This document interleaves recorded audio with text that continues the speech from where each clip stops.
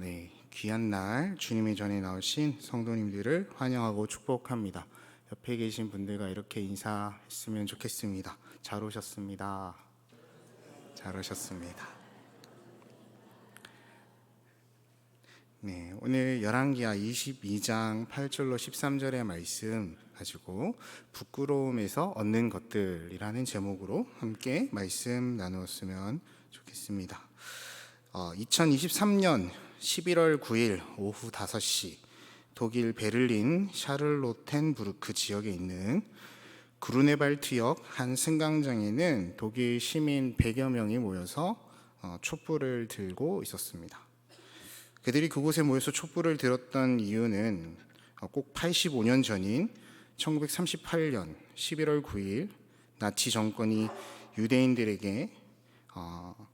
유대인들을 강제로 수용소로 보냈던 날이었기 때문입니다. 독일 전역에서 유대인 회당에 불을 질렀고 그들의 가게를 약탈했고 그들을 붙이며 강제로 수용소로 보냈습니다. 그들은 그날 밤을 수정의 밤이라고 이름 붙입니다.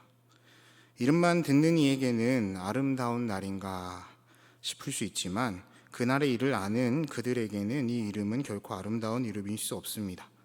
왜냐하면 그들에게는 그날 밤 많은 사람을 죽였고 많은 이들을 아프게 했던 아주 부끄러운 밤이었기 때문입니다. 그러나 그들이 그 과거의 잘못을 가지고 그 잘못을 기억하기 위해서 다시금 그 자리에 모였고 촛불을 들었습니다. 제가 사진을 하나 준비했습니다. 이러한 부끄러움은 베를린 도시 한가운데에 이러한 건축물로 남아 있습니다. 축구장 3개 규모의 이 거대한 추모 공원에는 2,711개의 홀로코스트 비석이 미로처럼 세워져 있습니다. 600만에 달하는 희생된 유대인들을 추모하는 공간, 그 공간을 그들은 그들의 도시 심장 한가운데에 박아두고 이 부끄러움을 드러내었습니다. 이렇게 이 부끄러움을 통해서 그들이 얻는 것이 있었기 때문이라 생각해 봅니다. 오늘 우리가 구약 성경을 읽어가고 있습니다. 읽어가다 보면 도대체 이스라엘 백성들은 어째서 저렇게 부끄러운 질만 골라서 하는지 속이 상할 때가 참 많습니다. 하나님은 도대체 왜 저렇게 말 안 듣는 나라 백성을 하나님의 나라로 삼으셨는지, 제사장 나라로 세우셨는지 의아한 마음을 가지게 될 때가 있습니다. 왜 하나님은 저렇게 부끄러운 줄 모르고 하나님 마음의 대못을 받는 이 백성들을 택하셨을까요? 의로운 분노가 솟아날 때가 있지 않으십니까? 제가 철 모르던 신학교 학부 시절에 구약 필수 수업을 듣다가 조별로 발표 수업을 준비할 때가 있었습니다. 한 번은 그 발제 모임을 두고 점검차 모였던 시간에 교수님께 이렇게 이야기한 기억이 있습니다. 교수님, 구약은 그냥 없어도 되지 않을까요? 네. 그 마음에 있는 대로 이야기를 했다가 호되게 꾸지람을 들었던 기억이 있는데요. 그 당시 제가 발제했던 주제가 모세에 대한 내용이었습니다. 이 백성이 모세를 향해서 들고 일어나는 일이 너무나 비일비재했고 그것을 몇 번인지 이렇게 세어가는 발제였는데요. 도대체 왜 이렇게 그들의 마음은 모세의 마음을 이해하지 못하고 또 하나님의 그 은혜를 기뻐하지 못했을까 하는 생각 많이 들었습니다. 모세를 통해서 그들 백성 노예에서 제사장으로 신분을 바꿔주셨고 세상을 향해서 하나님의 말씀을 선포하는 놀라운 일 가운데 세워주신 그 은혜가 얼마나 큰지 하나님 앞에 감사하며 절을 해도 모자랄 마당에 곧 죽어도 고기는 먹고 싶다고 입이 삐쭉 나오기도 합니다. 부추와 오이를 찾습니다. 또 물 맛은 어찌나 그렇게 까다로운지 조금 쓰도 먹을 수 있지 않겠습니까? 길이 안 좋으면 안 좋다고 불평하고 가나안 땅을 주신다는 그 약속의 땅 앞에 서서는 그 땅이 얼마나 탐스럽고 좋은 땅인지 과시를 보여줌에도 불구하고 우리는 메뚜기 같다, 그 땅을 정복할 수 없다, 오히려 주님 앞에 원망을 하죠. 민수기 13장 32절 하반절과 33절 전반절을 한번 같이 읽어보겠습니다. 그 거주민을 삼키는 땅이요 거기서 본 모든 백성은 신장이 장대한 자들이며 거기서 네피림 후손인 아낙 자손의 거인들을 보았나니 우리는 스스로 보기에도 메뚜기 같으니 그들이 보기에도 그와 같았을 것이니라. 본문에 등장하는 이 정탐꾼의 말, 그들 한 명 한 명 입에서 나온 이 말은 실제로 각 지파의 마음을 대변하는 말이 아니었을까요? 그들 모두가 이와 같은 생각을 했을 리는 없겠지만 대부분의 백성들이 이와 같은 생각에 동의를 했을 것 같습니다. 이 모습을 보면 얼마나 하나님이 아파하셨을지, 얼마나 속이 상하셨을지, 또한 모세는 그 백성들 앞에서 하나님 앞에 섰을 때 얼마나 낯이 부끄러웠을까요? 이어지는 다음 장을 보면 더 놀랍습니다. 민수기 14장 1절 말씀입니다. 온 회중이 소리를 높여 부르짖으며 백성이 밤새도록 통곡하였더라. 노예로 평생을 노역에 시달리며 하나님 앞에 살려달라고, 도와달라고 그렇게 소리를 칠 때는 언제고, 하나님이 그들을 불러서 제사장 나라 삼으시고 그들을 백성 삼아 주시고 여기까지 인도하신 후에 그 조상에게 허락하신 땅을 눈앞에 보여주시는 그 순간에 이들은 밤새도록 통곡하였습니다. 그 땅이 그저 땅이겠습니까? 하나님의 말씀이 성취되는 곳이겠죠. 하나님의 약속이 이루어지는 순간을 눈앞에 두고도 그들은 그 자리에 앉아 엉엉 울며 통곡하였습니다. 얼마나 오래 울었는지 본문은 밤이 새도록 울었다고 합니다. 그 약속의 말씀을 성취하는 목전에서 그들은 하나님의 가슴에 대못을 박은 것입니다. 이런 모습이 가끔은, 아주 가끔은 좋아질 때도 있습니다. 그러나 결국 그들의 마음 가운데에 이와 같은 불평과 불만, 이런 죄악된 모습은 커지고 커져서 우리가 지난주 읽은 사사기의 본문에 이르니 이들 마음 가운데에는 자기 소견에 오른 대로 행하기까지 하였죠. 우리가 살펴본 본문, 사사기 통독 본문들을 한번 떠올려 보십시오. 그들이 얼마나 마음에 부끄러운 줄 모르는 채로 하나님 앞에 범죄하였는지 낱낱이 기록되어 있습니다. 하나님의 마음에서 그들을 바라보면 도무지 답이 안 나오는 백성들일 텐니다. 첫왕 사울로 시작해서 다윗의 때에 잠깐 하나님의 마음에 합하였을 텐데, 그러나 이 이스라엘 민족은 하나님 보시기에는 너무나 부끄러운 백성이 아니었을까요? 특히 오늘 본문 가운데 기록된 요시야 왕의 할아버지 므낫세입니다. 그는 도무지 하나님 앞에서 좋은 평가를 받기에 어려운 왕이었습니다. 아마 최악의 왕 중에 한 명을 뽑으라면 그 이름이 나오지 않을까 싶습니다. 본문 앞장인 21장 1절로 3절 말씀입니다. 함께 보겠습니다. 므낫세가 왕이 될 때에 나이가 12세라 예루살렘에서 55년간 다스리니라. 그의 어머니의 이름은 헵시바더라. 므낫세가 여호와 보시기에 악을 행하여 여호와께서 이스라엘 자손 앞에서 쫓아내신 이방 사람의 가증한 일을 따라서 그의 아버지 히스기야가 헐어버린 산당들을 다시 세우며 이스라엘의 왕 아합의 행위를 따라 바알을 위하여 제단을 쌓으며 아세라 목상을 만들며 하늘의 1월 성신을 경배하여 섬기며. 요시야의 아버지인 아몬도 이 므낫세와 다를 바 없이 악을 행하였죠. 19절로 22절의 말씀을 한번 함께 읽겠습니다. 아몬이 왕이 될 때의 나이가 20세라 예루살렘에서 2년간 다스리니라. 그의 어머니의 이름은 무술레메시오 욥바 하루스의 딸이더라. 아몬이 그의 아버지 므낫세의 행함과 같이 여호와 보시기에 악을 행하되 그의 아버지가 행한 모든 길로 행하여 그의 아버지가 섬기던 우상을 섬겨 그것들에게 경배하고 그의 조상들의 하나님 여호와를 버리고 그 길로 행하지 아니하더니. 오늘 이 요시야 왕은 이와 같은 가정에 태어났습니다. 부끄러움이 뭔지, 하나님 앞에서 우상을 섬기는 일이 얼마나 가증하고 악한 일인지 조금이라도 생각하지 않았던 가정 가운데에 태어났습니다. 무슨 기대가 있었겠습니까? 그런데 오늘 그가 그 부끄러움 가운데 태어났고, 그가 하나님 앞에 그 부끄러움을 발견하며 자기의 옷과 함께 마음을 찢으며 주님 앞으로 그 마음을 돌이키는 말씀이 기록되어 있습니다. 오늘 우리는 이 부끄러움을 주님이 왜 그에게 느끼게 하셨는지를 살펴보며 우리 또한 그 삶의 자리 가운데에서 이 마음 가지고 하나님 앞에 살아갈 수 있는 시간이 되었으면 합니다. 이 사순절을 지나는 동안 우리는 이 부끄러움에 대해서 생각하지 않을 수가 없습니다.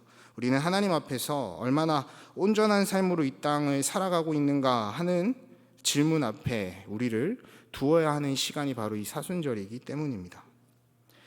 이 사순절 동안 예수 그리스도께서 우리의 죄를 대신하기 위해 그 십자가를 지셨음을 우리는 기억하지요.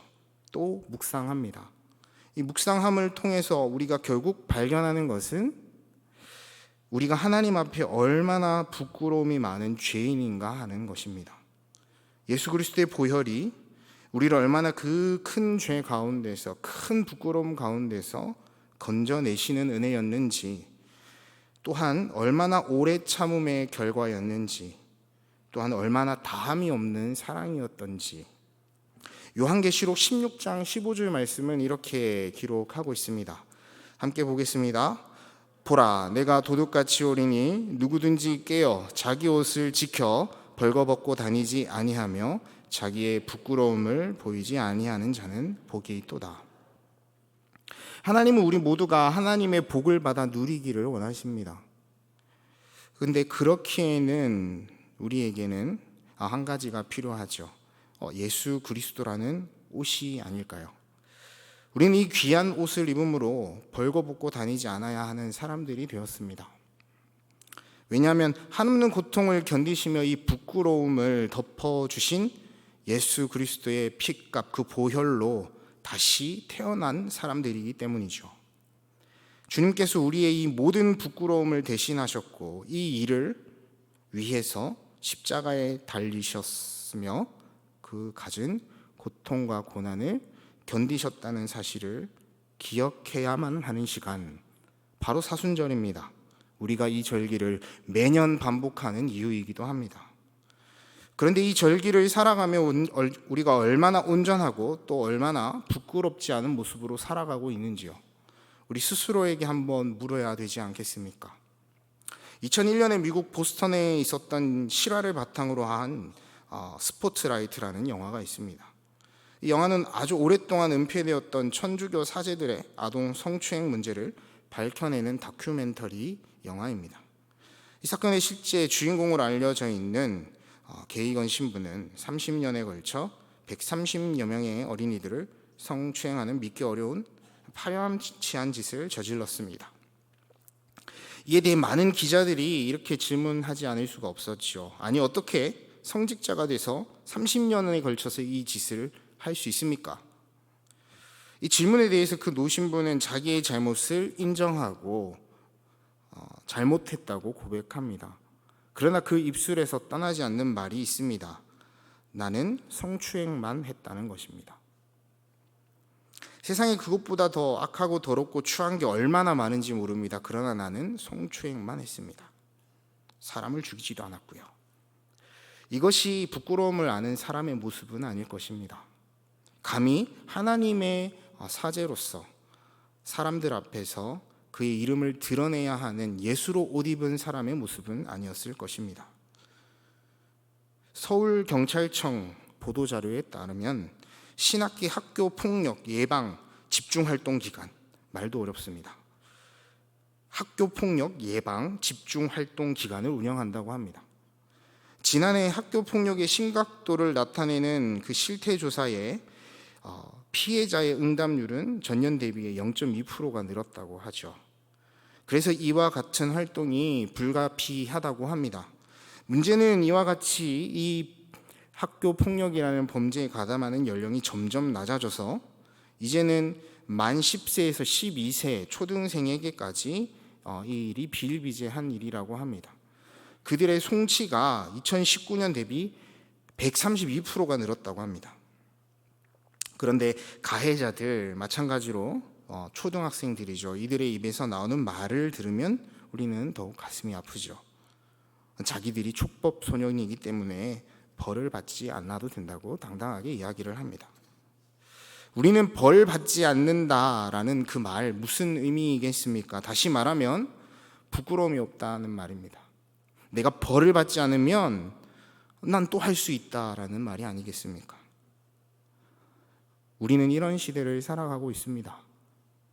부끄러워도 내가 가진 것으로 내 부끄러움을 가릴 수 있는 시대, 돈이 있으면 죄가 있어도 죄가 덮이는 시대, 그런 시대에 살아가는 우리에게 오늘 이 요시야 왕의 말씀을 통해서 하나님은 우리에게 부끄러움이 무엇인지 일러주시는 것 같습니다. 요시야 왕이 이 부끄러움을 발견하게 된 계기는 아주 우연한 일 때문인데요. 본문 앞절 3절과 6절의 말씀입니다. 함께 읽겠습니다.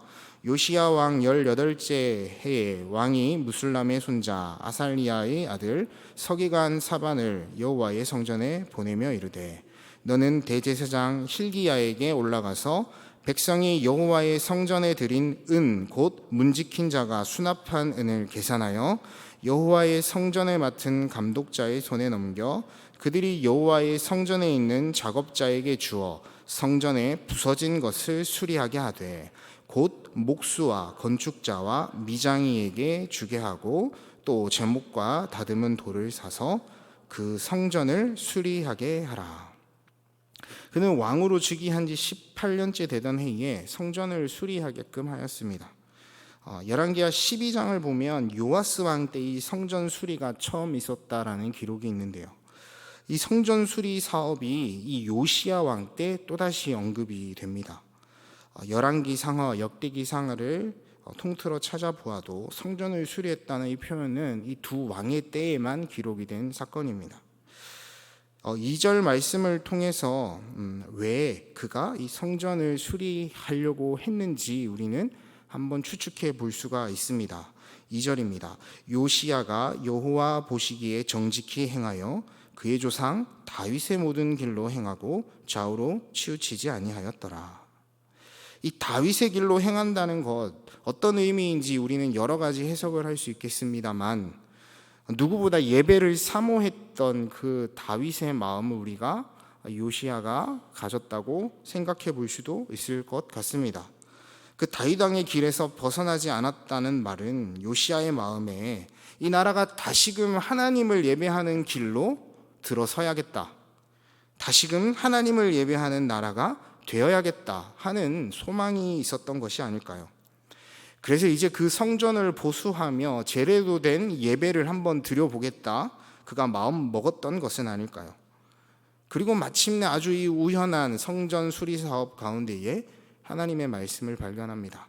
본문 8절 그리고 10절과 11절의 말씀입니다. 대제사장 hil기야가 서기관 사반에게 이르되 내가 여호와의 성전에서 율법책을 발견하였노라 하고 hil기야가 그 책을 사반에게 주니 사반이 읽으니라. 10절 11절 함께 읽겠습니다. 또 서기관 사반이 왕에게 말하여 이르되 제사장 hil기야가 내게 책을 주더이다 하고 사반이 왕의 앞에서 읽음에 왕이 율법책을 말을 듣자 곧 그의 옷을 찢으니라. 요시야는 이 책의 내용을 듣게 됩니다. 많은 학자들은 그 당시 발견된 이 책이 모세의 5권의 책이다라고 추정하죠. 창세기, 출애굽기, 레위기, 민수기, 신명기. 우리는 알고 있습니다. 이 책의 시작이 어떻게 시작하는지요. 우리 청소년부 수련회를 가서 평소에 암기하는 한 절을 물어보니 전부 다 이 구절을 이야기하더라고요. 한번 같이 읽어보겠습니다. 외워보겠습니다. 시작. 태초에 하나님이 천지를 창조하시니라. 아멘. 이 말씀을 요시야 왕이 들으면서 얼마나 기뻤을까요?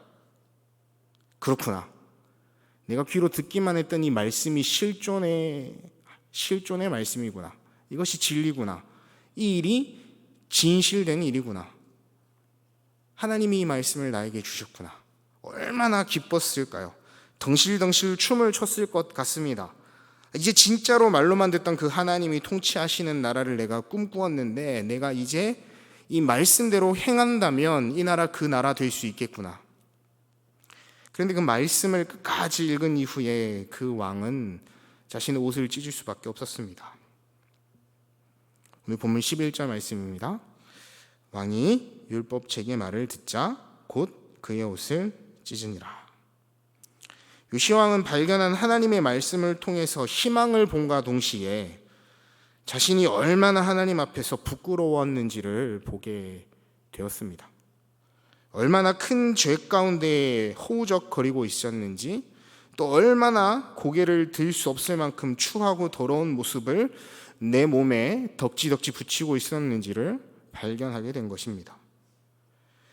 말씀에 기록된 것처럼 그 조상들이 정탐한 후 보고했던 그 모습이 기록된 말씀을 읽을 때쯤 그것이 요시야 왕은 그 눈에서 눈물을 흘리지 않을 수 없었을 것입니다. 이제는 더 이상 하나님의 진노를 피할 방법이 없다는 사실을 그는 뼈저리게 느꼈을지도 모르겠습니다. 무엇인가 해야만 합니다. 이제는 가만히 서 있을 수가 없죠. 그는 자신의 옷을 찢으며 이렇게 이야기하였습니다. 본문 13절 말씀입니다. 함께 읽겠습니다. 너희는 가서 나와 백성과 온 유다를 위하여 이 발견한 책의 말씀에 대하여 여호와께 물으라. 우리 조상들이 이 책의 말씀을 듣지 아니하며 이 책에 우리를 위하여 기록된 모든 것을 행하지 아니하였으므로 여호와께서 우리에게 내리신 진노가 크도다. 나와 내 백성과 온 유다를 위하여 찢은 것이 옷뿐이겠습니까? 그의 말을 통해서 우리는 그 자신의 마음을 찢었고 그 자신이 먼저 하나님 앞에 머리를 찌우며 사죄했음을 떠올려 볼 수 있을 것 같습니다. 이 말씀은 다른 누구도 아닌 바로 자기 자신에게 먼저 적용했다는 이야기가 됩니다. 당시 옷을 찢는다는 것은 극심한 고뇌를 나타내는 표현입니다. 얼마나 고뇌했을까요? 신앙적으로 하나님 앞에서 이 극심한 고통을 내가 지금 느끼고 있습니다 라는 표현입니다. 하나님, 내가 하나님 앞에서 얼마나 고뇌하고 고통스러운지 모릅니다. 요 하나님, 나를 불쌍히 여겨 주시옵소서. 그리고 요시야 왕은 이 회개했던 마음을 나 혼자 문제로 여기지 않고 나와 백성과 나아가 온 유다에 이르기까지 적용하려고 합니다. 한순간의 그 격렬한 반응, 감정의 치우침으로 끝나는 것이 아니었습니다. 딱딱해진 마음을 갈아엎는 그 아픔을 온 나라가 함께 하기로 결정한 것입니다. 왜 반대가 없었겠습니까? 왜 만류가 없었겠습니까? 아주 우연히 성전 귀퉁이에서 발견한 이 고서를 읽고 그것을 하나님의 말씀이라 확신하고 그것을 마음에 받아 내가 잠깐 감정에 휩쓸려 눈물 흘리며 회개한 것에 이르지 않고 이것이 나를 향한 하나님의 마음이자 말씀이구나, 내가 이제 이 백성과 함께 하나님 앞에 서야 할 때가 되었구나, 그는 하나님 앞에 회개할 수 있었던 것입니다. 내가 내 백성과 여호와 앞에서 지금껏 행하였던 이 모든 것이 죄인 줄 모르고 부끄러운 건지 모르고 이와 같이 뻔뻔하게 행하였구나. 요시야 왕은 이 일을 점점점 확장해 나갑니다. 23장 1절과 3절의 말씀 제가 한번 읽어보겠습니다.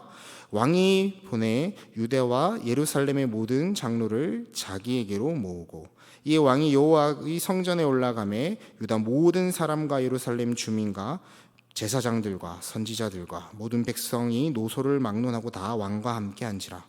왕이 여호와의 성전 안에서 발견한 언약책의 모든 말씀을 읽어 무리의 귀에 들리고 왕이 단 위에 서서 여호와 앞에서 언약을 세우되 마음을 다하고 뜻을 다하여 여호와께 순종하고 그의 계명과 법도와 율례를 지켜 이 책에 기록된 이 언약의 말씀을 이루게 하리라 하매 백성이 다 그 언약을 따르기로 하니라. 이 가정 가운데에 얼마나 많은 에너지가 들었는지, 얼마나 치열한 논쟁이 있었는지 우리는 다 알 수 없습니다. 그러나 분명한 것은 장로들을 모았고 왕은 성전에 올라갔고 모든 백성들이 그 자리에 모여 하나님의 말씀을 들었다는 것입니다. 그 말씀을 귀로 담았고 모든 백성 앞에서 그 하나님의 언약을 선포하였습니다. 마음을 다하고 뜻을 다하여 행한 것이지요. 하나님이 모세를 통해 이 백성에게 얼마나 많이 하신 말씀인지 모릅니다. 신명기 6장 4절과 5절의 말씀이 대표적입니다. 이스라엘아 들어라, 우리 하나님 여호와는 오직 유일한 여호와이시니 너는 마음을 다하고 뜻을 다하고 힘을 다하여 내 하나님 여호와를 사랑하라. 이렇게 요시아 왕은 자기와 자기 백성이 여호와 하나님을 버렸다는 것, 하나님의 영광을 땅에 썩어질 것들로 바꾸어 세워 그것에 산당을 만들고 그것들을 절했다는 것, 이미 우리들의 마음에 여호와 하나님 모실 자리가 없다는 그 모든 일들을 하나님 앞에 고백하고 회개하였습니다. 그리고 요시아 왕은 사사가 이스라엘을 다스리던 시대에서부터 이스라엘의 여러 왕의 시대와 유다 여러 왕의 시대, 자신의 시대에 이르기까지 단 한 차례도 바르고 정직하게 지킨 적이 없었던 유월절을 여호와 앞에 정직하게 지킵니다. 유월절을 지킨다는 것이 무엇입니까? 자신들이 어디서부터 왔고 앞으로 어디로 향해 가야 하는지를 정확하게 하나님 앞에 결단하였다는 뜻이죠. 그리고 이제 그 진노가 넘어가기를 하나님 앞에 간절히 올려드린 것이 아니겠습니까?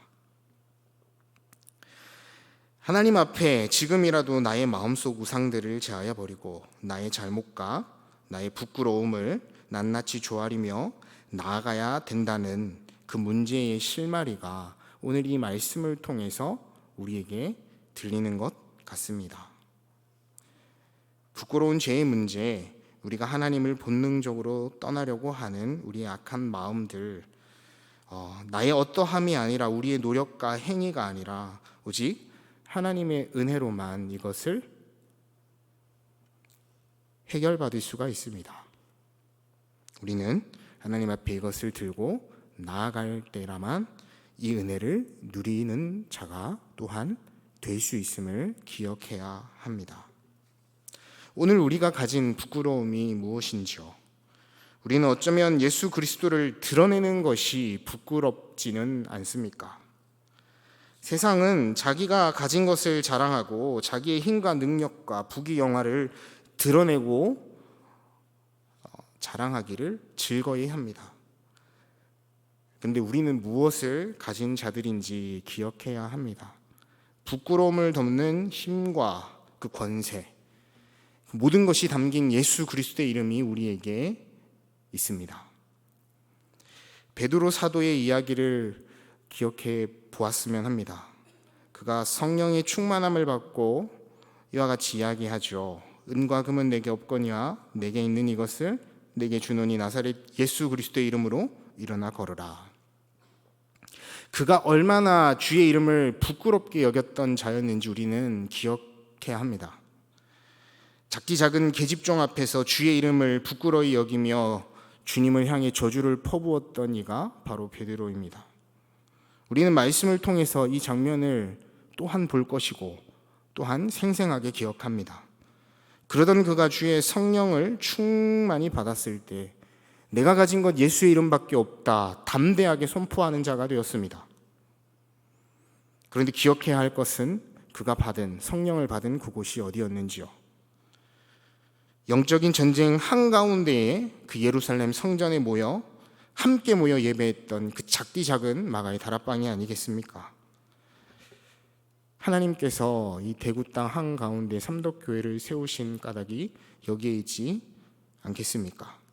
이 부끄러움을 모르는 세대 가운데에, 특별히 도시 가운데에 세워진 이 교회를 통해서 하나님을 두려워하고 하나님의 진노를 걱정해야 할 이 세대를 위해 우리가 모여 예수의 이름으로 기도하고 예배하라. 이것이 우리에게 주신 이 교회의 사명이 아니겠습니까? 사도 바울은 로마서 13장 12절 14절을 통해서 이와 같이 다시금 권면합니다. 함께 읽겠습니다. 밤이 깊고 낮이 가까웠으니 그러므로 우리가 어둠의 일을 벗고 빛의 갑옷을 입자. 낮에와 같이 단정히 행하고 방탕하거나 술 취하지 말며 음란하거나 호색하지 말며 다투거나 시기하지 말고 오직 주 예수 그리스도로 옷 입고 정욕을 위하여 육신의 일을 도모하지 말라. 이 세상은 육신의 일을 도모하며 밤이 깊었다 외치고 있습니다. 밤이 깊어가는 시절이 아닐 수 없습니다. 그러나 밤이 깊어가면 갈수록 그 새벽의 여명도 다가옵니다. 밤이 아무리 어둡고 어둡더라도 우리에게는 이미 빛으로 오신 예수 그리스도의 이름이 있습니다.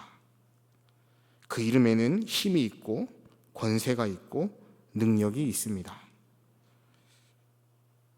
그분이 우리를 빛의 자녀라고 부르십니다. 그리고 빛으로 살아가라고 말씀하십니다. 우리는 그 빛으로 이 어두움 가운데에 밝게 빛을 내야 하는 사람들이죠. 예수 그리스도로 옷 입어야 하는 사람들입니다. 우리에게 그 귀한 옷을 허락하기 위해서 주님께서는 이 십자가를 단번에 지셨습니다. 그 십자가를 묵상하는 이 사순절, 그분이 빛이시며 길과 진리고 목자 되시며 우리의 죄와 허물을 하나님의 진노와 심판으로부터 덮어줄 단 하나의 옷이라는 사실을, 진리라는 사실을 우리가 기억했으면 합니다. 그래서 이 부끄러움을 지독히도 모르는 세대 가운데 살아가며 오늘도 우리를 덮어 안아주시는 주님의 그 사랑을 세상에 전하는 자들 되기를 원합니다.